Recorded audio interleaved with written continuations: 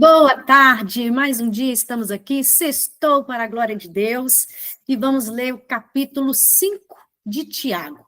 Abra sua Bíblia, acompanha comigo. Tiago 5, Deus condena as riquezas mal adquiridas e mal empregadas. Capítulo 5, versículo 1. Atendei agora, ricos, chorai lamentando por causa das vossas desventuras, que vos sobrevirão. As vossas riquezas estão corruptas e as vossas roupagens comidas de traça.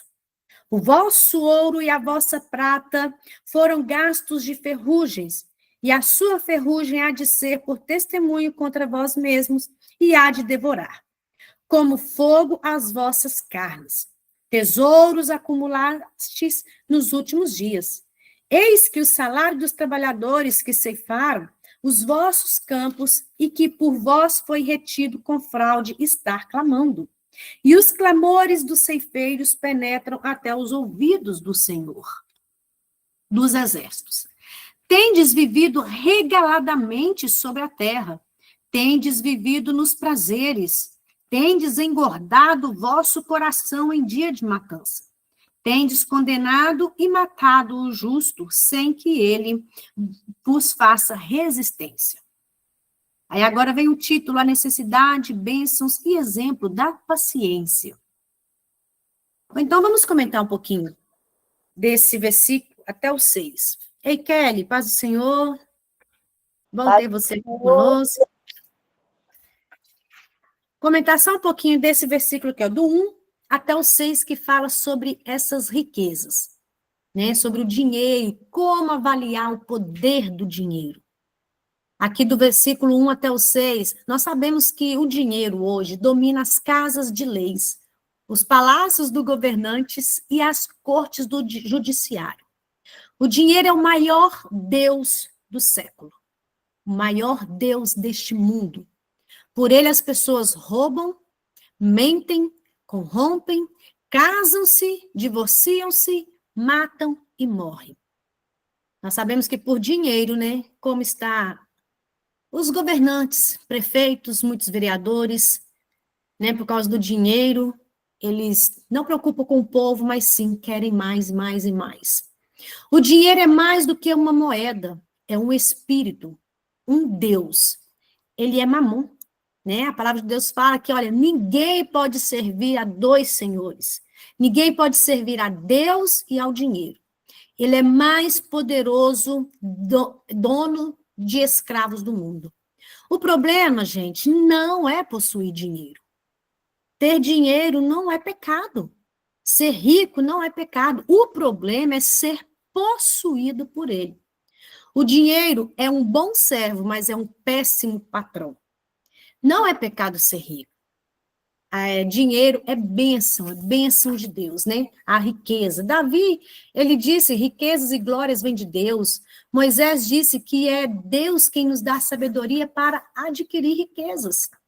Mas o problema é adquirir e não saber administrar. O problema é esse. Muitas pessoas, igual nós falamos aqui, que casam por causa do dinheiro. Pessoas divorciam por causa do dinheiro, até matam.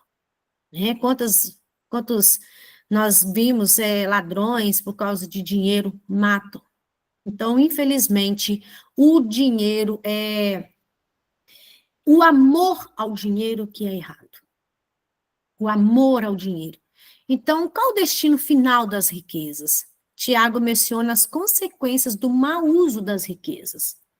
Comentando, ele fala 4 consequências. Rapidinho, vou falar dessas 4 consequências que eu li do comentário do Hernandes Dias Lopes, que as riquezas acabam, elas destroem o caráter, elas atraem o juízo e elas revelam a perda de grandes oportunidades. Então, o primeiro lugar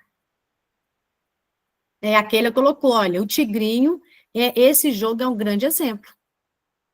Grande exemplo, a pessoa começa ali, gente, por causa do dinheiro, aí ela vai perdendo, vai perdendo. Eu conheci uma pessoa, há pouco tempo, que ela veio até fazer terapia comigo, ela endividou com mais de 20 mil reais, esse ano, no Tigrinho, pra vocês terem ideia. 20 mil reais a dívida dela, uma pessoa que paga aluguel. Começou envolvendo com isso, começou. E a dívida dela chegou a 20 mil. Aí foi fazendo o quê? Foi pegando emprestado com a agiota. Foi só piorando, foi só piorando. Olha só como que são as coisas. Então, em primeiro lugar, as riquezas mal usadas irão desvanecer. Nada daquilo que é material permanecerá para sempre neste mundo. Aí Maria dos Santos escreveu, estou com esse problema na minha nora. E a Keila também, olha, conheço pessoas, deixa eu voltar aqui, conheço 2 casais que já perderam a família e está só com a dívida. Só Jesus para ter misericórdia, tudo por causa do dinheiro, por causa da ganância, de querer mais, mais e mais.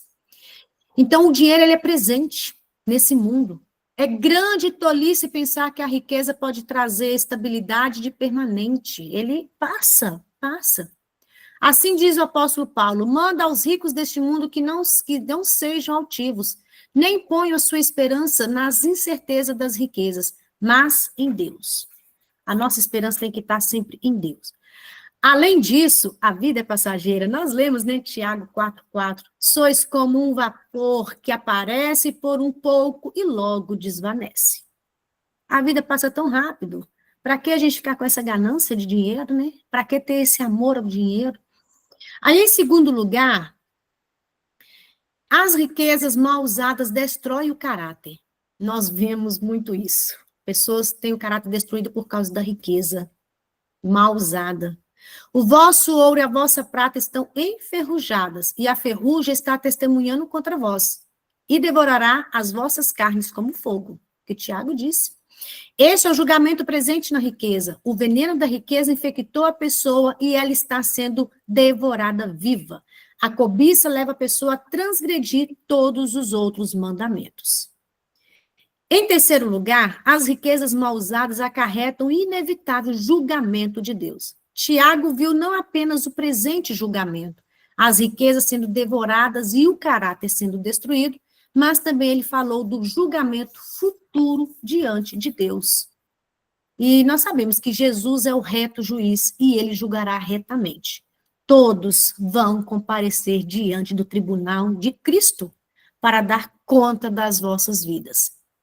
Todos, gente, a palavra de Deus fala que todo joelho se dobrará e toda língua confessará que ele é o Senhor. Para nós é muito fácil a gente imaginar esse dia, nosso coração se alegra. Maranata, hora vem, Senhor Jesus. Eu anseio me ajoelhar diante do Senhor e dizer, tu és santo, santo. Agora, para muitas pessoas, não. Vão ter resistência, mas todo joelho se dobrará. E o Senhor, ele vai julgar retamente cada um. Em quarto lugar, as riquezas mal usadas revelam a perda de uma preciosa oportunidade. Pense no bem que poderia ter sido feito com essa riqueza acumulada de forma avarenta. Pobres poderiam ter sido assistidos, o reino de Deus expandido, o salário dos cefeiros pago, e o que os ricos guardaram, perderam anos depois, quando Roma começou a perseguir os judeus. O dinheiro não deve ser uma arma para controlar e dominar os outros, mas um instrumento para ajudar os necessitados. O que guardamos, perdemos. O que damos, retemos. Então, que o Senhor Jesus nos dê essa graça. Então, vamos avaliar como cada um de nós temos lidado com o dinheiro. Né? Ele é nosso dono ou nosso servo? Nosso coração confia na provisão ou no provedor? Nosso coração confia quando a gente olha na nossa conta que está com saldo, que está gorda? Ou nosso coração confia no provedor, que ele fala que o Senhor Jesus nos ensinou na oração do Pai Nosso, o pão nosso de cada dia dai-nos hoje. É hoje. Hoje o Senhor tem cuidado de nós. Hoje o Senhor tem cuidado de mim e de você.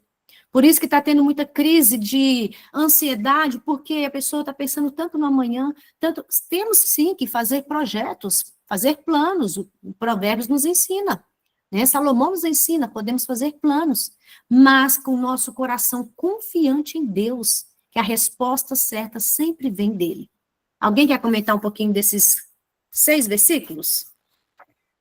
Eu vou falar aqui um resumão do 1 ao 6, que é uma denúncia profética contra os ricos que oprimem os pobres, acumulam riqueza de forma injusta e vivem em luxo às custas do sofrimento alheio.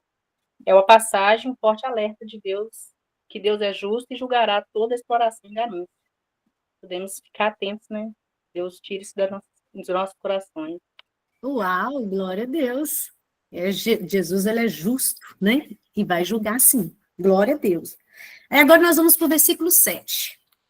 A necessidade, bênçãos e exemplo da paciência. Oh, meu Deus, nos ajuda a ser perseverante, paciente, até a volta do Senhor. Olha, versículo 7. Sede, pois, irmãos, pacientes até a vinda do Senhor.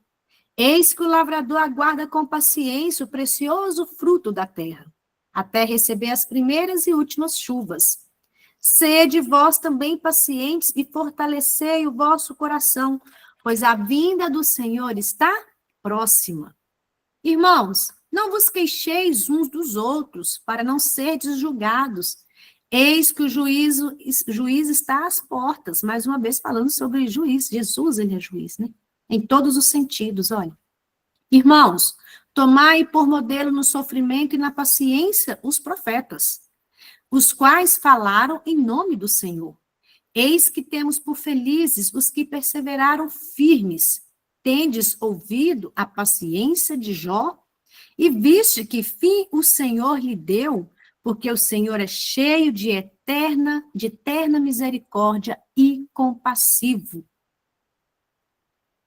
É maravilhoso saber. Então, olha, vamos continuar e a gente depois comenta. Aqui vem falando sobre o juramento proibido e o proceder cristão em várias experiências da vida. Acima de tudo, porém, meus irmãos, não jureis nem pelo céu, nem pela terra, nem por qualquer outro voto, antes seja o vosso sim, sim, e o vosso não, não, não, para não cairdes em juízo. Está alguém entre vós sofrendo? Faça oração. Está alguém entre vós alegre? Cante louvores.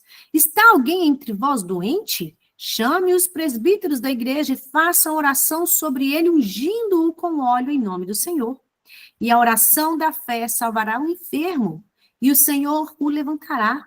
E se houver cometido pecados, ser-lhe-ão perdoados. Confessai, pois, os vossos pecados uns aos outros, e orai uns pelos outros, para serdes curados. Elias era homem semelhante a nós, sujeito aos mesmos sentimentos, e orou com instância, para que não chovesse sobre a terra, e por 3 anos e 6 meses não choveu. E orou de novo, e o céu deu chuva, e a terra fez germinar seus frutos. Meus irmãos, se alguém entre vós se desviar da verdade e alguém o converter, sabei que aquele que converte o pecador do seu caminho errado salvará da morte a alma dele e cobrirá multidões de pecados. Glória seja dado ao nosso Deus. Olha, desses versículos, nós sabemos que Tiago, ele começou a carta chamando a nossa atenção, né? Chamando a atenção da igreja lá atrás, sobre a perseverança às provações. E ele termina exortando os crentes a serem pacientes até a vinda do Senhor. Porque nós sabemos, gente, que cada dia mais o amor vai esfriando, a perseverança vai acabando, mas ele chama a nossa atenção. Hoje nós estamos lendo, vamos ser perseverantes. Até lá não esperaremos vida fácil neste mundo. Não.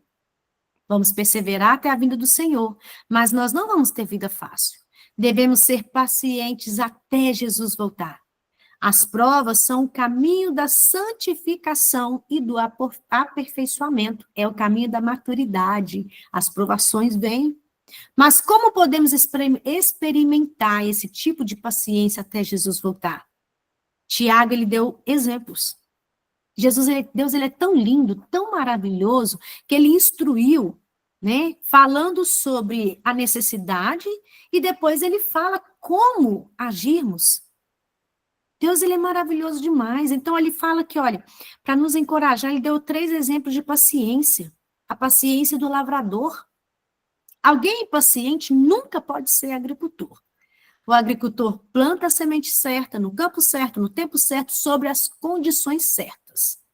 né? Eu não entendo nada de plantação, mas um dia meu marido virou para a tia dele, tia, cadê o milho? Ela disse, ô, meu filho, não está na época de plantar milho. A época de plantar milho é o mês tal, né? As pessoas já sabem o tempo certo de plantar, o tempo certo que vai colher. O agricultor, ele sabe tudo. Então, a semente certa nasce, cresce, floresce e frutifica. O agricultor não tem nenhum controle sobre o tempo. Muita chuva pode danificar a lavoura, falta de chuva pode pôr toda a colheita a perder. Ele tem que confiar e esperar. Então, o Tiago, ele descreve o crente assim, um agricultor espiritual que procura a colheita, que espera a colheita espiritual. Nosso coração é o solo, o seu coração é o solo.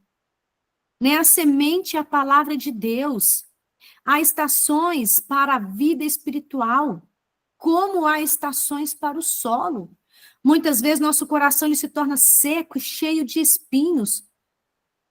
Então Deus manda chuva, sua bondade rega a semente plantada, mas nós devemos ser pacientes para esperar a colheita.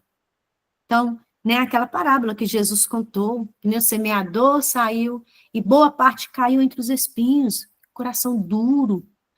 Nós vemos que o nosso coração vencer essa terra boa. Você pode alegrar na colheita espiritual se o seu coração estiver fortalecido na palavra, que é a semente, é a semente. Aí ele fala também da paciência dos profetas. Os profetas foram homens que andaram com Deus, ouviram sua voz, falaram o nome de Deus. Os profetas, né, eles passaram também por grandes aflições. Eles trilharam o caminho estreito das provas e foram pacientes.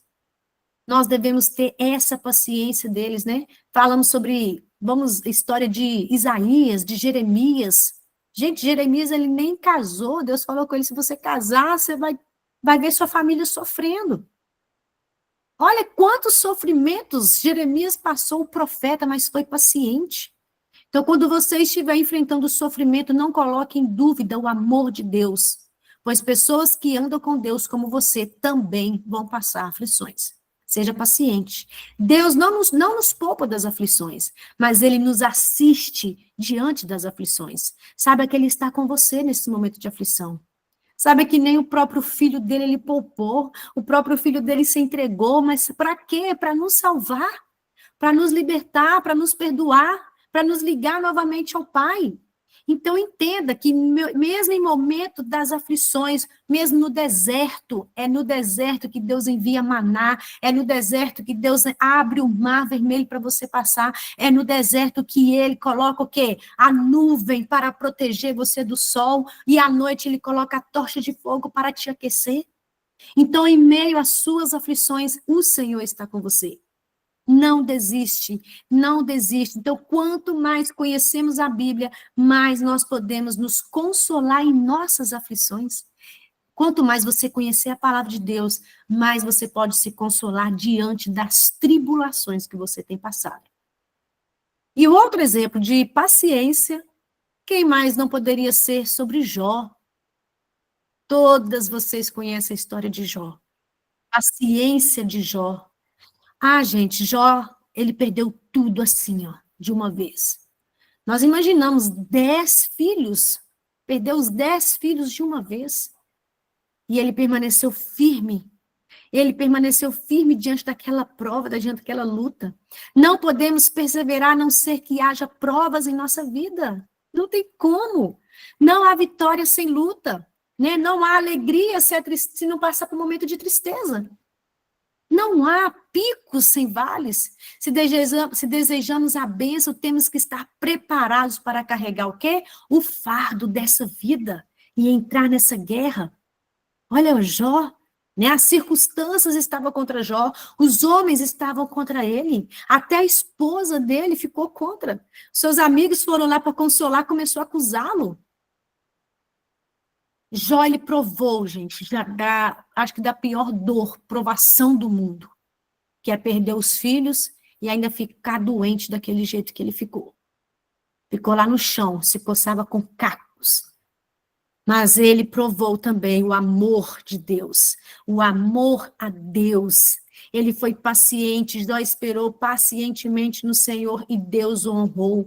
Ele não explicou nada para Jó, mas apenas de Jó não conhecer os porquês de Deus, ele pôde conhecer o caráter de Deus. A maior bênção que Jó recebeu não foi saúde e riqueza. Ele pôde conhecer a Deus. Mas um conhecimento mais profundo sobre Deus. Depois ele falou, né? Agora eu conheço. Eu conheço o Senhor. Antigamente eu ouvia falar. Agora eu conheço. Agora Jó, depois daquela aprovação, ele conhecia verdadeiramente a essência do Deus verdadeiro que ele servia e que nós servimos também. Tiago deseja encorajar a mim, encorajar você para sermos pacientes nos momentos de provas. Como um agricultor, devemos esperar por uma colheita espiritual, por frutos que glorifiquem a Deus, não o nosso ego. Como os profetas, devemos procurar oportunidade para testemunhar em meio ao sofrimento. Como Jó, devemos esperar para que o Senhor complete seu amoroso propósito na nossa vida. Grandes conselhos Tiago nos deu, mesmo em meio ao sofrimento.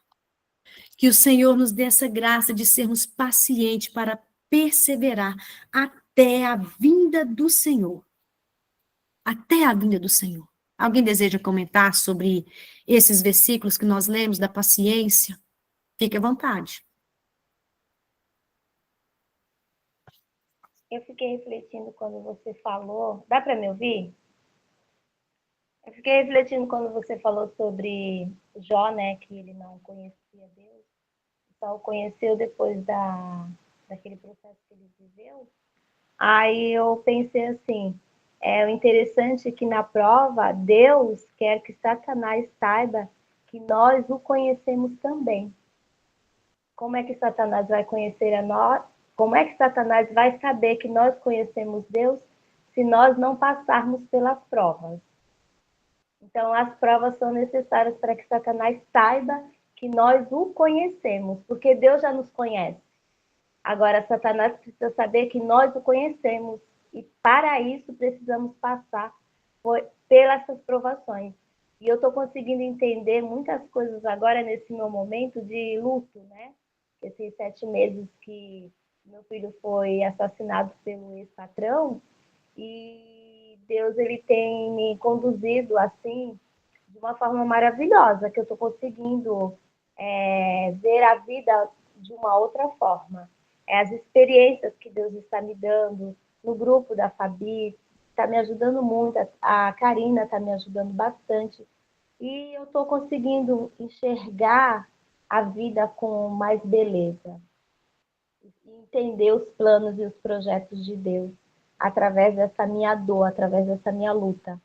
Então eu louvo a Deus por todos os processos que Ele está me direcionando, porque eu preciso e eu precisava o conhecer, e eu estou conhecendo Ele a cada dia, a cada manhã, a cada momento que eu tiro para ler, para estudar. Eu não tinha o hábito de ler, de estudar. Eu consegui ler o livro agora da Batalha, O Campo de Batalha da Mente. Gente, para mim foi uma vitória maravilhosa. E agora, lendo os Novos Frutos, Deus está, sabe, Deus está trazendo tanta luz aonde tinha tantas trevas. E eu só tenho que te agradecer ao Senhor, porque foi através da perda que Deus está fazendo esses processos na minha vida. E eu não tenho palavras para agradecer a Deus. Eu estou em fase de reconstrução. Deus está me reconstruindo uma nova Maria Zumira. E eu agradeço a Ele. E agora também nesse grupo, né? Está abrindo mais ainda uma luz. Está vindo mais luz ainda assim na minha vida. E eu sei que grandes coisas o Senhor fará na minha vida. Grandes coisas mesmo. Ele começou, Ele vai terminar. Eu creio em nome de Jesus. Glória a Deus, né, Zumira? É o que o Senhor tem feito e Ele te chamou. Né? Não é essa provação, essa luta que vai te parar, mas sim, foi o que você falou.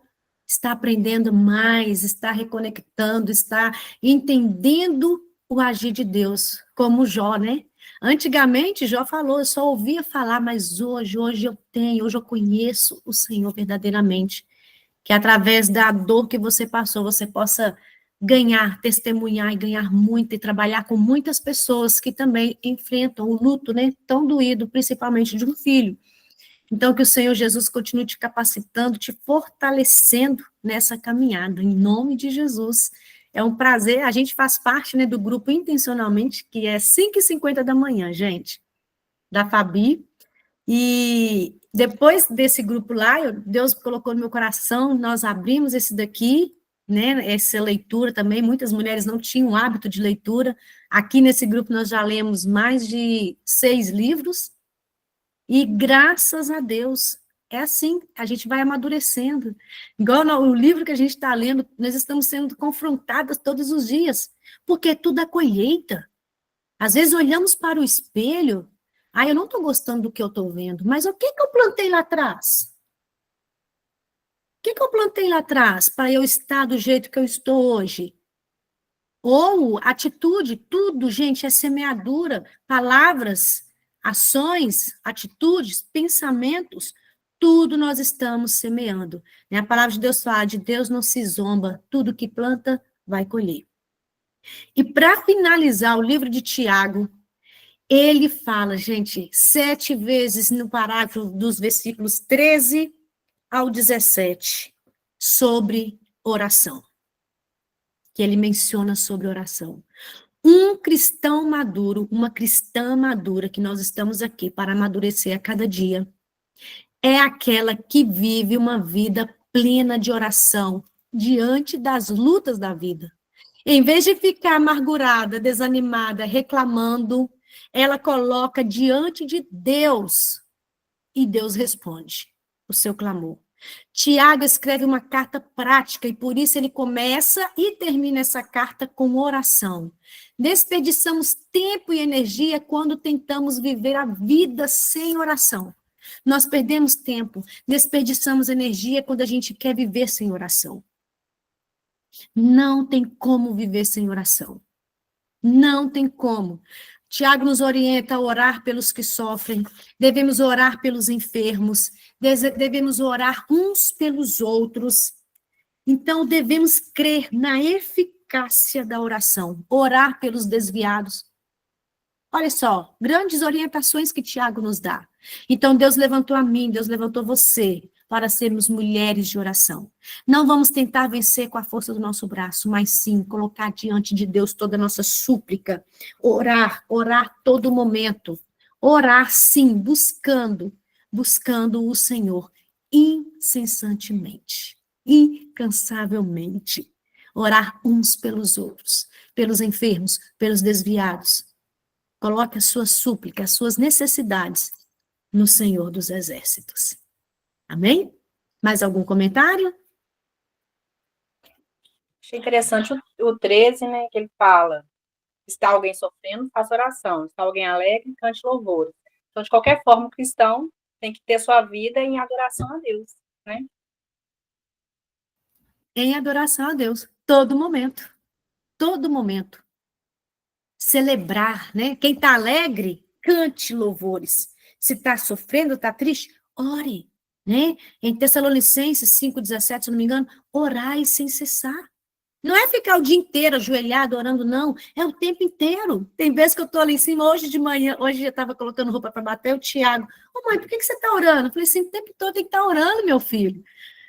Tem hora que eu começo lá, igual eu aprendi muito com uma senhora que estava aqui no Instagram, conheci ela através do Josué Gonçalves, a Marlene, ela até faleceu esse ano, Marlene Guerrato, uma grande mulher de Deus. Nossa, o testemunho de vida dela foi maravilhoso. E ela falava assim, gente, eu lavava roupa e orava pelo meu marido. Eu ia cozinhando, eu ia lavando as vasilhas e orava. Cada um que pegar no copo, que for comer aqui na minha casa, o Senhor abençoe os meus filhos. É a vida de oração. Vamos a todo momento orar. Em orar sem cessar. Amém? Glória a Deus por finalizarmos o livro de Tiago, tão rico e quanto aprendizado.